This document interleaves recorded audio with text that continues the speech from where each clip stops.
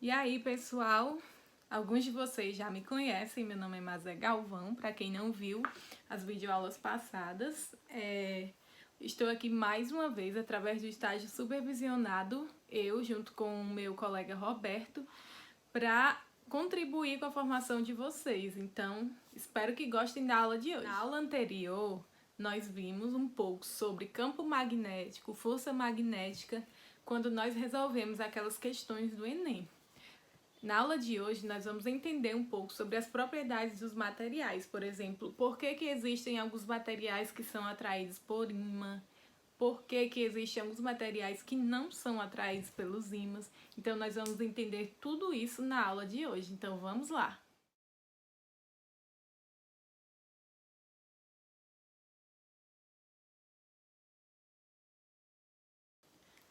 Vocês já sabem que alguns materiais eles são atraídos por ímãs, por exemplo, metais, ferro. Então, por exemplo, se pegarmos um prego e colocarmos na presença de um ímã, nós sabemos que o prego ele será atraído pelo ímã. Mas outro fato interessante é que se nós pegarmos outros materiais menores do que o prego, materiais de metal ou de ferro, esses materiais também vão ser atraídos pelo prego, ou seja, a propriedade que existia no ímã também vai existir no prego e vai fazer com que o prego também comece a atrair objetos menores. Mas por que será que isso acontece? Sabemos que na composição de toda a matéria existem duas partículas carregadas eletricamente, o próton e o elétron. Outro fato interessante é que uma carga elétrica em movimento produz em torno de si um campo magnético. Deste modo, podemos acreditar que a magnetização natural dos ímãs se dê através desse fato. O físico francês Pierre foi o primeiro a dar explicação sobre o magnetismo dos ímãs.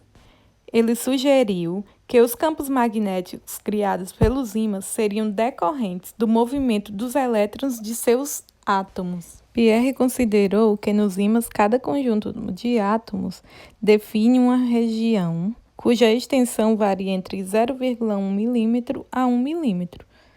Ele admitiu que essas regiões são chamadas de domínios magnéticos e equivalem cada uma a um pequeno ímã que denominamos de ímã elementar, que são representados por uma seta que simboliza o campo magnético no domínio. Ou seja, nós sabemos que a matéria é composta por um conjunto de átomos.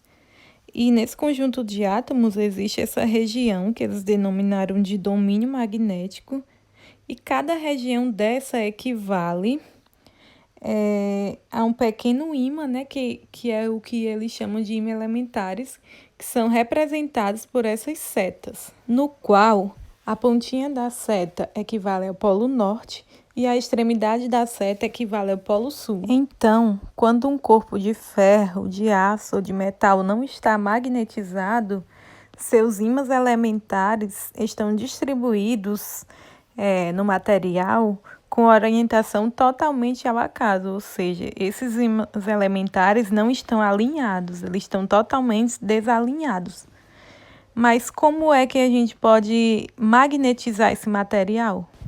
Para magnetizá-los, basta colocarmos na presença de um ímã, ou seja, na presença de um campo externo. A presença desse ímã, a presença desse campo, irá causar a orientação dos pequenos ímãs elementares que fazem parte das propriedades do material. Ou seja, a presença desse ímã, desse campo magnético, causa o alinhamento dos ímãs elementares, ocasionando assim a magnetização do material. E esse processo ele é chamado de indução magnética. Então, quanto maior for esse alinhamento dos ímãs, mais intensa é a magnetização do material. Na região central do corpo do material que estamos analisando, ocorre uma neutralização dos efeitos magnéticos. Isso acontece por quê? por conta que, quando há proximidade, há o cancelamento dos polos contrários, ou seja, o cancelamento do polo sul com o polo norte, e só sobram os extremos dele, os polos norte à direita e o polo sul à esquerda dos ímãs elementares. Isso explica a polaridade dos ímãs e a inseparabilidade dos polos, ou seja, isso explica o porquê que nós não podemos separar o polo sul do polo norte. Se a gente partir um ímã no meio, vai gerar um novo ímã com novos polos, com o novo polo sul e o novo polo norte. Então, é impossível, como vocês viram na aula passada, é impossível separar os polos, e essa é a explicação para isso. E é isso, pessoal. Espero que vocês tenham gostado. Qualquer dúvida, podem falar com a gente no privado ou podem deixar aqui nos comentários dos vídeos. Até mais!